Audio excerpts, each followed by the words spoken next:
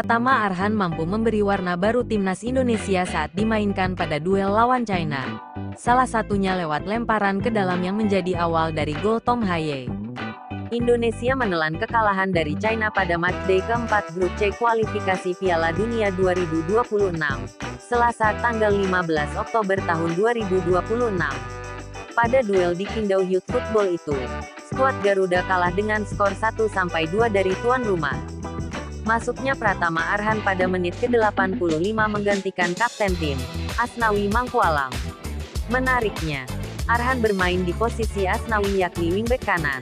Padahal, posisi utama pemain 22 tahun itu ada di kiri. Masuknya Arhan sangat mengubah permainan timnas Indonesia. Berbeda dengan Asnawi yang condong melakukan dribble atau umpan kombinasi, Arhan lebih sering melepas umpan crossing. 14 menit berada di atas lapangan, termasuk 9 menit tambahan waktu. Arhan terlibat dalam 13 kali sentuhan bola. Dia cukup aktif. Selain itu, Arhan juga melepas 3 umpan crossing dan 1 umpan jauh. Pratama Arhan lebih sering melepas umpan crossing dibanding Asnawi. Selama 85 menit berada di lapangan, pemain 25 tahun itu hanya melepas 2 crossing. Belakangan, Shin Tae-yong cenderung untuk menjadikan Pratama Arhan sebagai super sub. Dia diminta untuk mengubah gaya bermain dan memberi opsi lain saat lini serang timnas Indonesia mengalami deadlock atau kebuntuan untuk membongkar pertahanan lawan. Ya, meskipun mulai dinilai sudah usang, lemparan ke dalam Pratama Arhan masih bisa menjadi pengubah gaya bermain. Gol Tom Haye ke gawang China pun bermula dari lemparan ke dalam Arhan. Kemampuan mengubah cara bermain tim dan lemparan ke dalam yang bisa jadi faktor X mungkin merupakan alasan mengapa Shin Tae-yong terus mempercayai Pratama Arhan masuk timnas Indonesia. Sejauh ini total sudah ada 6 negara yang pernah menjadi korban lemparan maut Arhan saat membela timnas Indonesia. Di urutan pertama ada timnas Filipina. The Azkals menjadi korban lemparan ke dalam Pratama Arhan saat timnas Indonesia bertemu Filipina di fase grup A Piala AFF 2022. Saat itu Pratama Arhan melakukan lemparan ke dalam yang menuju ke arah Dendi Sulistiawan. Dendi yang menerima umpan ciamik itu mampu mengkonversinya dengan baik menjadi gol. Alhasil timnas Indonesia berhasil unggul 1 gol atas Filipina di menit ke-21. Pertandingan itu pun berakhir dengan kemenangan timnas Indonesia dengan skor 2-1. Skuad Garuda lolos ke semifinal. Berikutnya ada Timor Leste yang menjadi korban lemparan ke dalam Pratama Arhan. Itu terjadi pada pertandingan uji coba timnas Indonesia pada bulan Januari tahun 2022. Sempat tertinggal lebih dulu, timnas Indonesia saat itu mampu membalikkan keadaan menjadi 4-1. Pratama Arhan turut berkontribusi dengan mencetak 2 gol melalui titik putih dan 1 gol lainnya lewat lemparan ke dalam. Gol kedua Arhan tercipta di menit ke-77 melalui lemparan jarak jauh yang salah diantisipasi oleh kiper Timor Leste. Bukannya menghalau bola keluar lapangan, bola justru masuk ke gawangnya sendiri. Tak hanya di level senior, Pratama Arhan juga menjadi andalan timnas U22 dan memamerkan skill lemparannya saat bertemu Vietnam di semifinal SEA Games 2023. Arhan melakukan lemparan jarak jauh yang meluncur ke dalam kotak penalti di menit ke-9.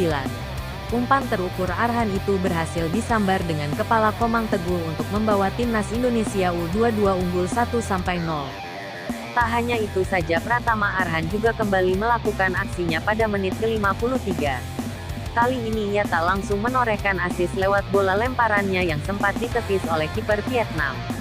Namun bola itu kemudian menjadi liar dan jatuh di kaki Marcelino Ferdinand yang tanpa ragu menembak bola sebelum akhirnya membentur kaki Muhammad Ferrari dan menjadi gol.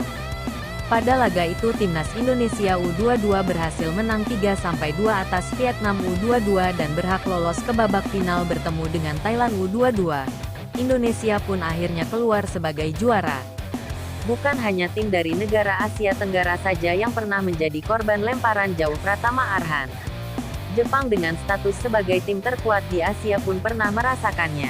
Itu terjadi saat Piala Asia 2023, di mana dalam wawancara sebelum pertandingan kiper Jepang Zion Suzuki sempat meremehkan lemparan Arhan.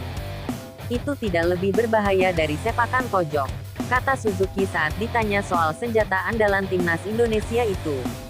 Namun di penghujung laga, lemparan jauh Pratama Arhan dari sisi kiri membelah lapangan menuju Sandy Walsh yang berdiri bebas di ujung kanan gawang.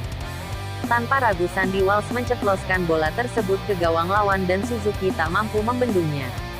Ketua Umum PSSI Erick Thohir memang tak diragukan lagi totalitasnya dalam menangani timnas Indonesia. Argentina yang saat itu baru keluar sebagai juara Piala Dunia 2022 dihubungi untuk menjalani sparring dengan skuad Garuda. Pihak Federasi Argentina pun menyetujui.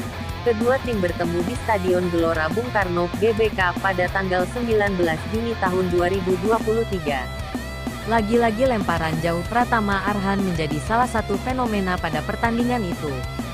Di menit 54 lemparan Arhan hampir berbuah gol untuk timnas Indonesia. Dari sisi kiri penyerangan, Arhan yang mendapat lemparan ke dalam langsung mengarahkannya ke kotak penalti. Elkan Bakmot dengan keunggulan posturnya mampu menyundul umpan manis itu. Kiper Emiliano Martinez pun dibuat kelabakan dengan sundulan tersebut. Namun sayang bola masih bisa ditepis dengan refleks kaget kiper terbaik Piala Dunia 2022 itu. Walau tak berbuah gol, Martinez mengakui bahwa itu lemparan yang berbahaya. Dalam pertandingan keempat timnas Indonesia di grup C babak ketiga kualifikasi Piala Dunia 2026 zona Asia, lemparan Arhan kembali menjadi pembeda. Masuknya Arhan di menit ke-85, membuat skuad Garuda berhasil memperkecil ketertinggalan. Baru 1 menit masuk, lemparan jauh Arhan membuat Tom Haye, 86, mendapat bola muntah. Terbaru pemain Almere City FC itu kemudian dengan mudahnya menceploskan bola ke gawang dan membuat kiper Cina mati langkah. Meski berhasil memperkecil ketertinggalan 2-1, timnas Indonesia tetap kalah dan gagal meraih kemenangan perdananya. Itu tadi 6 negara yang pernah menjadi korban lemparan jauh Pratama Arhan saat membela timnas Indonesia. Bersama klubnya Tokyo Verdy di musim 2022-2023 Arhan juga pernah menyelamatkan timnya dari kekalahan lewat lemparan ke dalam jauh khasnya itu. Masih banyak lagi tentang lemparan jarak jauh Arhan yang belum bisa kami rangkum.